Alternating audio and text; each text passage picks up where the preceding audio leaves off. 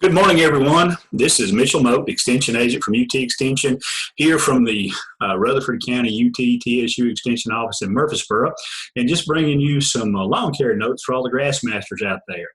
You know, during this season of springtime that we're in right now, the cool temperatures and the moisture level has made a pretty good environment for individuals that are maintaining a tall fescue turf.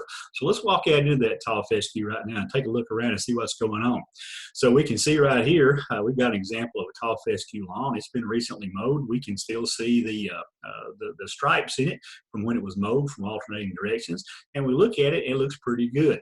But as we look down into it just a little bit closer, we'll notice that there are some different appearing plants in that mix of things. When we look close, we'll see some plants that have little grass plants with little bitty seed heads on those, and they're a little different color, a lighter green color in many cases than the tall fescue is. Well, what is this stuff? It's a very common sight to see in tall fescue lawns this time of year, and when we look close enough, we realize that what we're seeing there are examples of annual bluegrass or Poa annua. You know, in southern vernacular, some folks might refer to it as poanny, but just annual bluegrass. So what is annual bluegrass? Well, annual bluegrass is a winter annual grass weed that germinates every fall, late summertime, early fall period, and grows throughout the winter. It's a cool season grass, just like the tall fescue is. Why is that an issue? Well, it may or may not be an issue for some people. So long as they got green grass and it's growing good, it doesn't matter what it is. But in a tall fescue turf, if you're trying to maintain good uniformity of turf quality, then having things like annual bluegrass in there is going to change that, because it isn't annual and it's going to die. And when it does die, those patches where you have annual bluegrass right now are not going to be green and pretty anymore. They're going to be brown patches. Not brown patch from disease, but brown patches from dead grass. And also the texture of the plant is just really different than the tall fescue. It puts out all those little seeds at a very low height, and it just takes away from the uniformity. So folks that are trying to maintain a really high quality, pure stand of tall fescue would ask, so what can I do about this at this point? And really and truly, as far as homeowners are concerned, you don't have a lot of options for post-emergent control of annual bluegrass in tall fescue. There's really not any herbicides out there that are readily available to homeowners that will select for the annual bluegrass, but not cause damage to desirable grasses as well. Probably the best option for minimizing annual bluegrass populations in tall fescue is the use of a pre-emergent product in that late summertime, early fall period before the annual bluegrass begins to germinate. One of the problems, though, associated with that is if you intend to do some overseeding on your tall fescue, you can't do the overseeding and apply the pre-emergent product at the same time, because the pre-emergent would also have a negative impact on the tall fescue germination. So maintaining a pure stand of tall fescue with an annual bluegrass population or without an annual bluegrass population in those areas where you have a good bit of the seed already in the ground can be challenging. What you really need to do is try to take steps to ensure that tall fescue grows as vigorously as possible to give it a competitive advantage. Annual bluegrass will certainly grow in all kinds of environments, but it will grow well in compacted soils. So possibly you might look at aerating the lawn really well to relieve compaction in those places where you do have a fair amount of annual bluegrass population. It also will grow well in moist soils or overwatered soils. So if you're using an irrigation system, you want to manage it so that you're not creating waterlogged areas within the lawn. You may have to adjust run times and so on. And with the idea being that you can maintain a good stand of tall fescue on up into the fall and not have to do the overseeding, and that will allow you to use the pre-emergent product. But when you've got annual bluegrass, it can certainly be a challenge. It's not the only problem out there, though. Right now, we're in the prime crabgrass germination window.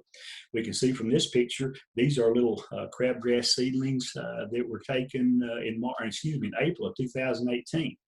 So and as I said, we're in the prime time for this stuff to be germinating right now. If you have not made an application of a pre-emergent product to control some crabgrass in your home lawn, you might want to think about doing that now, and also think about using one that will have some reach back capability or the ability to control some of these very young, already emerged crabgrass plants. An example would be a product that uses the active ingredient dithiopyr.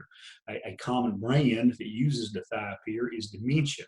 It will prevent populations establishing from seed of crabgrass and other grass and weedy plants, but it will also have the ability to reach back and control some of these already emerged very young and tender plants.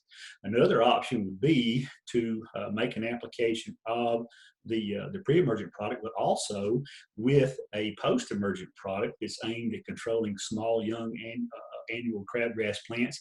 An active ingredient such as quinclorac would be a good option. You can mix your pre-emerge as well as the post-emergent product together, so that you're putting the pre-emerge out there to help cut down on future germination of crabgrass plants, but also to reach out and control these young crabgrass seedlings that have already emerged while they're still in that size and age range to do that effectively.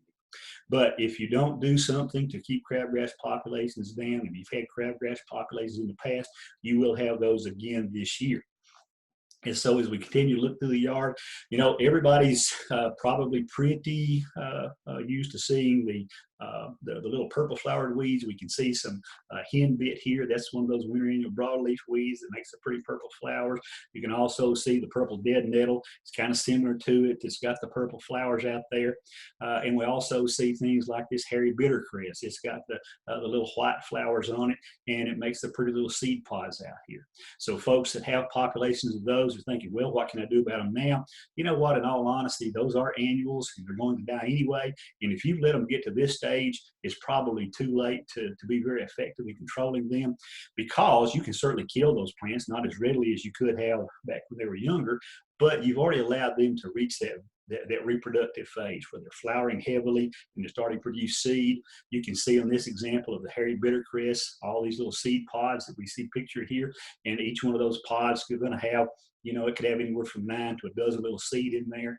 And those things are ripe enough that when something touches them, those seed pods just kind of explode and shoot those seed out there. So at this stage, we've already let these plants go ahead and produce their seed crop for next year. And using an herbicide product on them now is not going to be that much benefit to you.